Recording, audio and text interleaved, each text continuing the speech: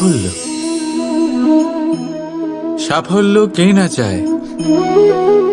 সবাই সাফল্যের পেছনে ছুটতে থাকে।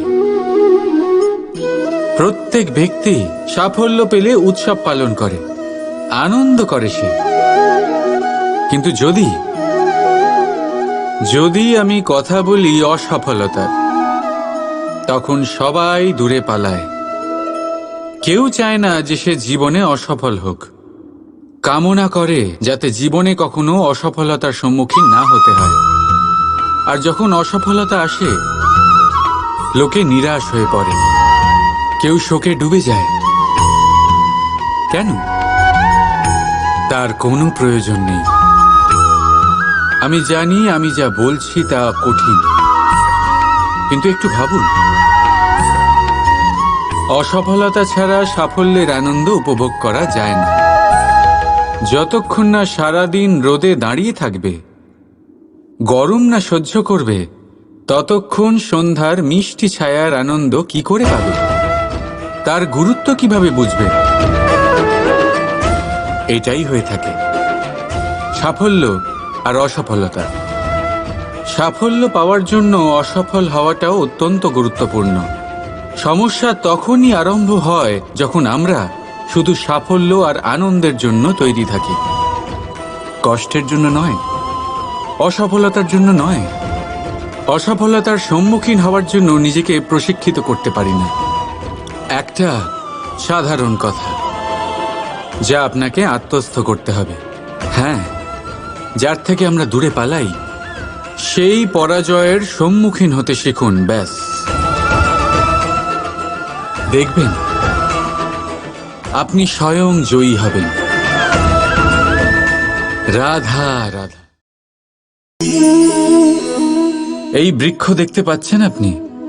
একদম অটল, সারা দিন কঠোর রোদে দাঁড়িয়ে থাকে, নিচে যে বসবে তাকে ছায়া দিতে। এবার যত সময় বয়ে চলে, ততই এই বৃক্ষের প্রতিটা শাখায় পাতার সাথে সাথে ফুলও ফুটতে শুরু করে, যে ফুল পরে ফলে পরিণত হয়। এবার সময়ের সাথে সাথে যখন ঋতু বদলায়, তখন এই ফল পাড়া হয় আর কিছু ফল ঝরে যায়। পাতা ঝরার ঋতুতে পাতারাও এই গাছের সঙ্গ ছেড়ে দেয়, কিন্তু এই বৃক্ষ নিজের জায়গাতে অটল থাকে। না ফল আসার উৎসব করে, আর না পাতা ঝরে যাওয়ায় শোক পালন করে। আর সেই জন্যই আমরা বৃক্ষকে পুজো করি, কারণ এই বৃক্ষ নিজের স্থানে অটল থাকে। সেইভাবেই সুখ আর দুঃখ আমাদের জীবনের অভিন্ন অঙ্গ। সুখ আর দুঃখ সর্বদাই থাকবে। সেই জন্য কখনো জীবনে সুখ এলে অহংকারে ভরে উঠবেন না, আর না কখনো দুঃখ এলেই শোক পালন করবেন। কারণ সুখ আর দুঃখ সময়রূপী, জীবনরূপী বৃক্ষের ফল। এইগুলো আসবে আবার যাবেও, কিন্তু সুখে আর দুঃখে যে ব্যক্তি অটুট থাকবে, সেই পূজনীয় হবে। রাধা রাধা। ঈশ্বর, যখনই আমরা ঈশ্বরকে স্মরণ করি, তার কাছে আমরা প্রার্থনা করি আমরা যেন সদা সুস্থ থাকি, এই সংকট থেকে, এই বিপদ থেকে আমরা যেন দূরে থাকি। কিন্তু এ ভীষণ বড় এক ভুল। এখন আপনারা ভাবছেন যে আমি কি সব বলছি। ঈশ্বরের কাছে সংকট থেকে দূরে রাখার প্রার্থনা করা, এ ভুল হয় কি করে? কারণ এই সংকট, এই বিপদ যার থেকে আমরা দূরে পালাই, যে সংকট কিছু মুহূর্তের জন্যই আসে আর তা চলে যাওয়ার পর আপনার আপনজন, আপনার শুভাকাঙ্ক্ষী, আপনার বন্ধুদের পরখ করতে শেখায়, আপনার ঘুমন্ত বোধগুলি জাগিয়ে তোলে, আপনাকে আরো শক্তিশালী করে তোলে। এই সংকট যার থেকে আমরা সকলে দূরে পালাই, যদি আমরা এই সংকটের সম্মুখীন হতে শিখে যাই, সেই অভিজ্ঞতার থেকে শিখি আত্মসাৎ করি, এই জীবন আরো বেশি আনন্দময় হয়ে উঠবে। তাই এরপরে যখনই ঈশ্বরকে স্মরণ করবেন, সংকট থেকে দূরে পালাবার নয়, সংকটের সম্মুখীন হওয়ার শক্তি চাইবেন। স্বপ্ন দেখুন আর নির্ভয় সেই দিকে এগিয়ে যান। স্বপ্ন নিশ্চয়ই সফল হবে। রাধা রাধা। রাধার এই হার হঠাৎ করে ছিঁড়ে গেল, সমস্ত মুক্ত পড়ে গেল।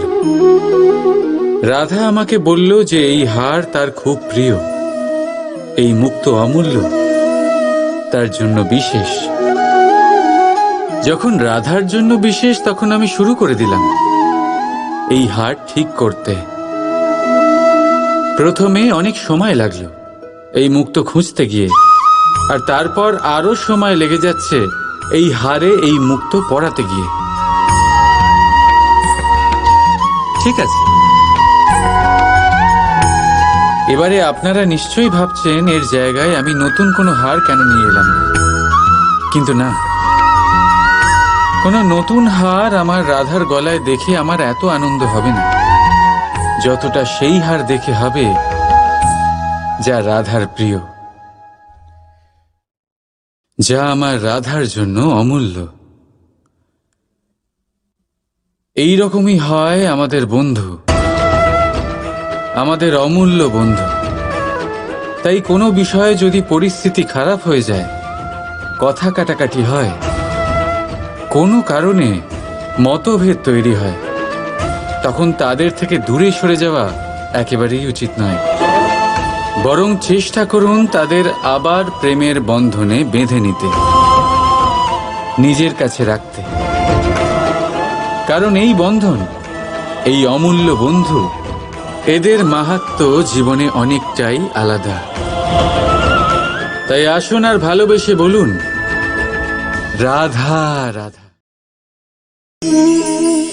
আজ বড়ই কঠিন পরিস্থিতিতে ফেসে গেছি আমি। কখন থেকে এই দুধ মন্থন করেই যাচ্ছি, কিন্তু মাখন কিছুতেই তৈরি হচ্ছে না। হলো?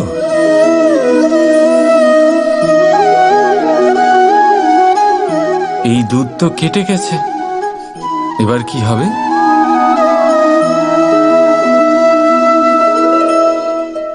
আপনারা নিশ্চয়ই ভাবছেন কি সব অসম্ভব কাজ করার চেষ্টা করি আমি সবসময়। দেখুন, দুধ কেটে গেছে মানে তা দিয়ে আর মাখন হবে না। ঠিক, খুব ভালো কথা যে আপনারা এটা জানেন। এটাও জেনে নিন যে আমাদের সম্পর্ক ঠিক এরকমই হয়। যদি সম্পর্কে তিক্ততা চলে আসে, তাহলে যতই চেষ্টা করুন না কেন, কোনো লাভ হবে না। যদি আপনি আপনার সম্পর্কে সুখের মিষ্টি মাখন খেতে চান, তাহলে মন রূপী দুধকে কাটতে দেবেন না। রাধা রাধা।